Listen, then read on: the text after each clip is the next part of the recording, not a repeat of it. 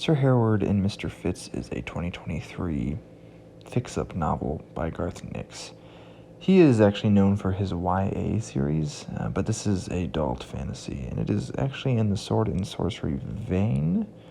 So a little different than a lot of sword and sorcery. Kind of reminds me.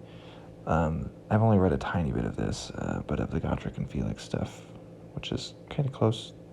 You could say it's there, depending on who you ask. It's particularly in the library variety, as it follows a duo reminiscent of Far from the Great Mouser and it attempts to be, somewhat funny. I hesitate to call it a fix-up in some ways, but again, most of the stories were previously published from 2007 to 2020, and the new one here is The Field of Fallen Foe. And the two aren't rogues or barbarians either, but spooks, actually. They're agents for the Council of the Treaty for the Safety of the World. What a mouthful. Anyways, and a organization that is authorized by several states to do whatever they want to do. They essentially go around finding possessed peoples and killing so-called godlets that are doing the possession. Hereward and that's actually kind of, we're going to get into the problems, but Hereward is a swordsman with noble blood. He acts as a sellsword, though he's not really. He is named for a cool historical figure, Hereward the Wake. What he's named for in the stories is not that, of course, because this is a secondary world. Fitz is a puppet, a fragile one with papier-mâché head, and so is warded pretty heavily, though. He, though, sometimes is actually a she, or genderless, but normally a he, has learned to be a sorcerer himself in the centuries of his puppethood. The gender thing is very briefly touched upon, but is one of the more interesting things, as this identity is not largely from Fitz's own labeling, but by Hereward's once on the puppet, such as this was his nanny when he was younger. The world is Renaissance-esque. The printing press has been around for a century or so, just FYI. And there are genre hallmarks of horror, though again offset by humor. This is not as well done as Liber, who also has horror and humor, but is better balanced. Or the humor, I feel like, is done in face of the horror, and is actually kind of funny sometimes. It also reminds me, again, some of Godric and Felix, more than Liber's Twain, as one character is considerably more interesting than the other as well, in this case. Like Godric is, so is Fitz. And Hereward is pretty much more like Felix, though Hereward is more capable than Felix is, I feel like. Note, I've only read the first Godric and Felix book, though. This is dedicated also to the late Eric Flint, and the first story was originally published by Bain. I'm not sure about the rest of them. And that's cool. In his intro, besides Liber, he does credit Don Quixote in the puppets of his childhood. So the stories themselves. Sir Hereward and Mr. Fitz go to war again.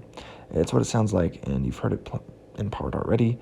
Hereward acts like a mercenary needing work. He reminds me some of Greenwood's Volo. He's a bit silly, while Fitz is calm and level-headed.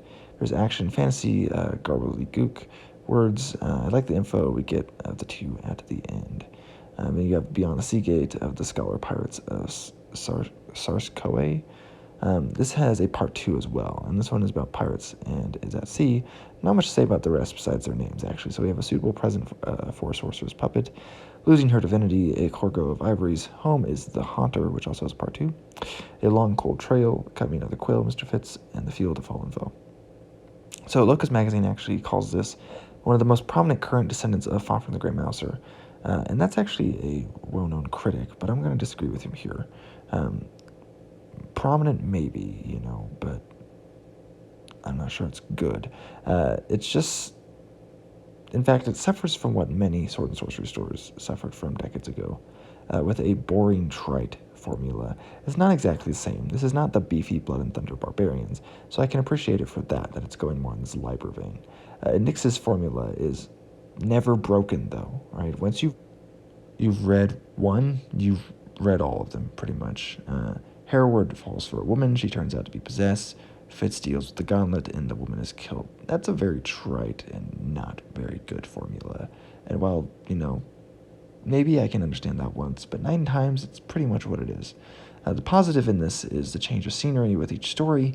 Some of the locations come quite alive, but I'd rather you explore the world of Naewyn or that of Kish, and DJ Butler's stories, as the stories actually have more originality, are funnier, and do not simply treat women in this weird way. There's a similar problem when you read, again, too many Conan or Kane stories in a row, less so with the women, I feel like, actually. They just seem really formulaic, but are great when you read them, spread out. But this seems worse because the formula is silly. And I appreciate Nick's writing Sword and Sorcery. I can always appreciate someone writing Sword and Sorcery. But there are better examples of the genre. If you do read it, don't read it like a novel. Break it up. And this is not where I'd recommend, honestly, if you're going to read Sword and Sorcery. Contemporary or older stuff. This is contemporary. I could recommend better stuff. Anyways, Liam from Liam's Lyceum. I will catch you next time.